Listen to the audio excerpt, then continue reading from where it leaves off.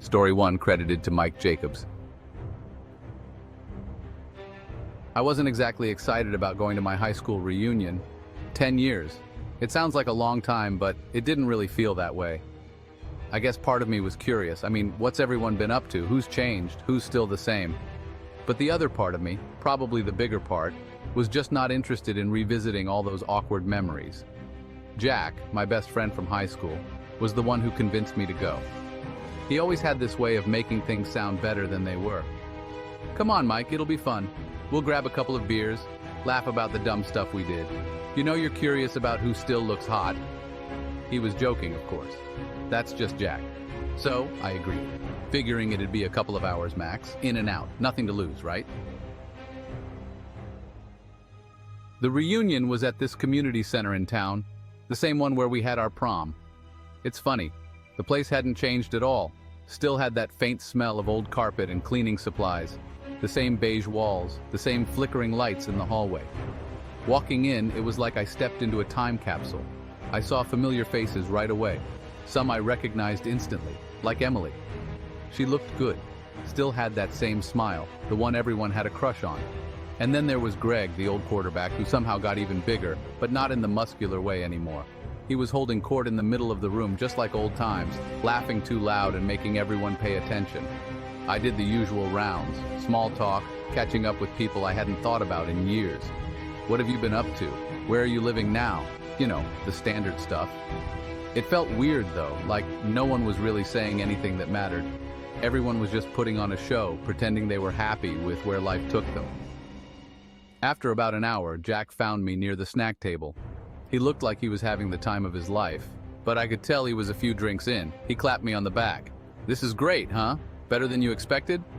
I shrugged. "It's all right, just weird being back here." Jack nodded. "Yeah, I get it." "Hey, did you hear someone brought up Sarah Wells earlier?" I froze for a second. Sarah Wells. I hadn't heard that name in a long time. She was part of our group for a while. We weren't super close, but I remember her. Quiet, smart. There were rumors about her, nothing major, but you know how high school is. After graduation, she just disappeared.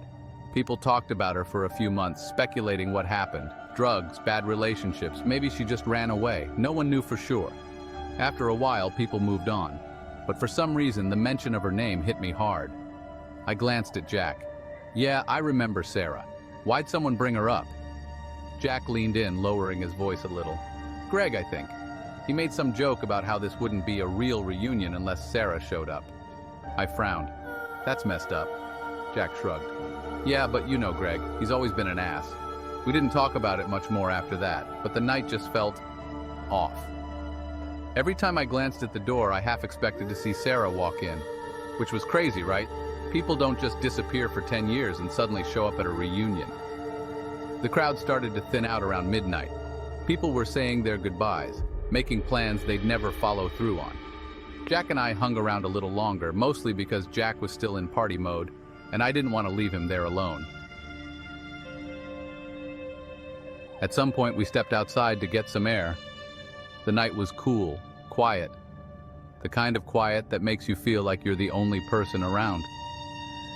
We stood by the parking lot, talking about nothing in particular, when I saw someone standing across the street.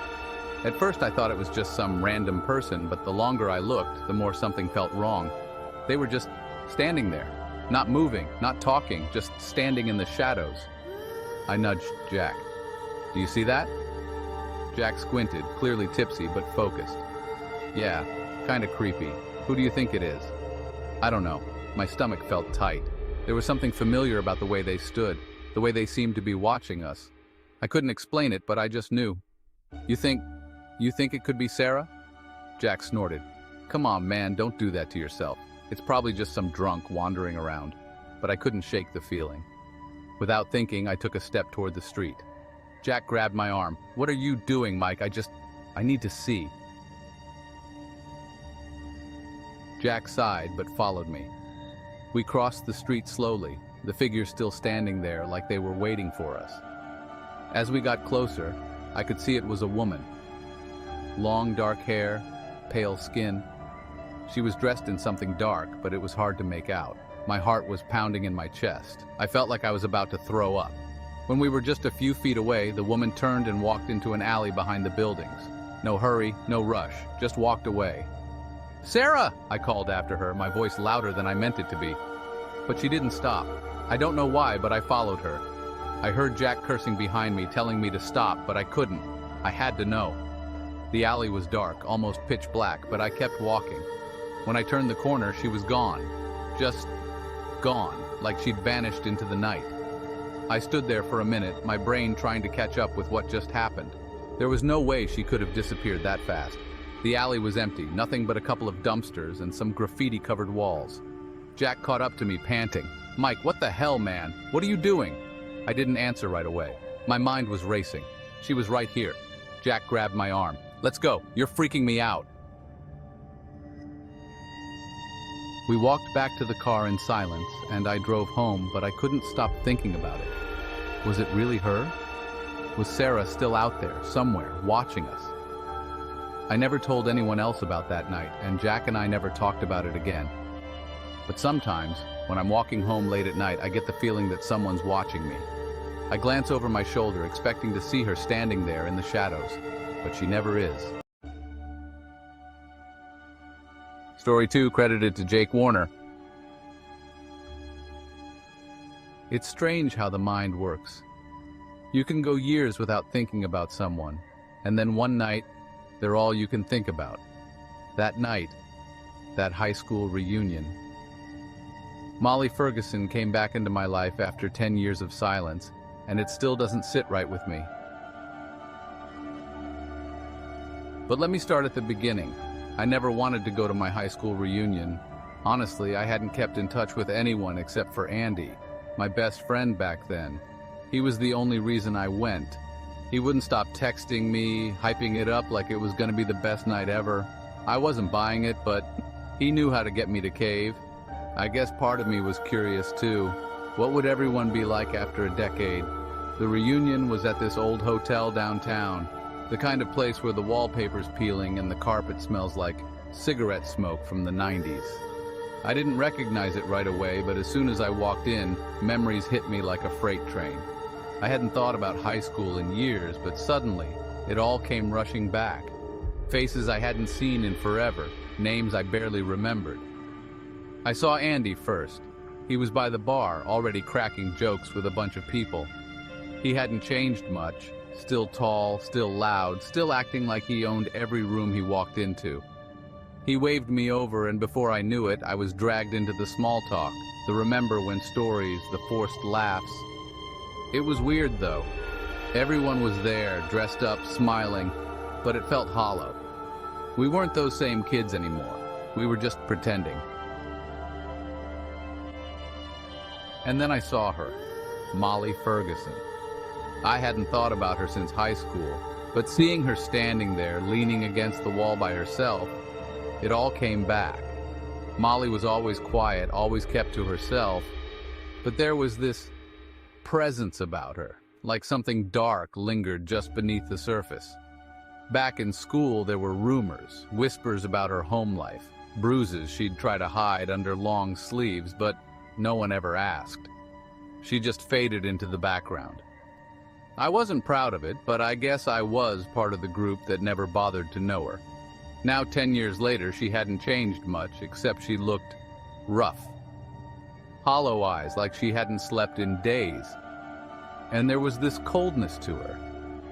She wasn't there to catch up or laugh about old times.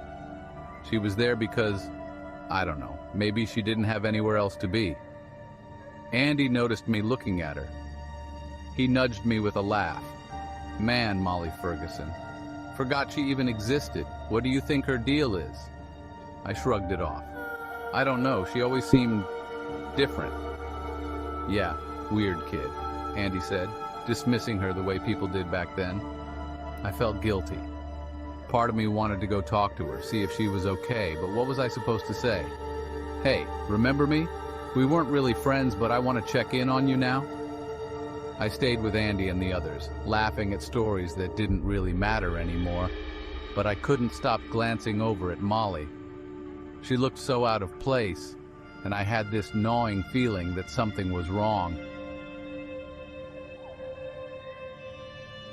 A little later, I stepped outside to get some air. The ballroom had this small, dingy balcony that looked out over the parking lot. I leaned against the railing, staring out at the empty lot below, when I heard the door creak open behind me. It was Molly. She didn't say anything at first, just walked over, leaned against the railing next to me, and stared out into the night. We stood there in silence for what felt like forever. I finally broke the tension. "Hey, Molly, it's been a long time." She didn't look at me, just nodded slightly and muttered, "Yeah, it has." Her voice was so quiet, so distant, like she wasn't really talking to me but just to herself. I didn't know what to say. I hadn't really thought about her in years, and now here we were, standing side by side like old friends. But we weren't friends. We were barely acquaintances. "Molly, are you okay?" I asked, regretting it as soon as the words left my mouth. It felt like such a stupid question. She let out a small, bitter laugh. "You ever feel like you don't belong somewhere?" I didn't know how to answer. "Yeah, sometimes. I felt like that my whole life," she said, her voice flat, like she was stating a fact, not looking for pity. I opened my mouth to say something, anything, but before I could, she pushed off the railing and walked back inside without another word. I stood there, frozen. Something about the way she spoke, the look in her eyes, it sent a chill down my spine. There was something wrong, but I didn't know what. I went back inside eventually, but I couldn't shake that feeling. I tried to talk to Andy about it, but he just waved it off. "Molly's always been weird, man. Don't let it get to you." The night went on and people started leaving. I kept looking for Molly, but I didn't see her again.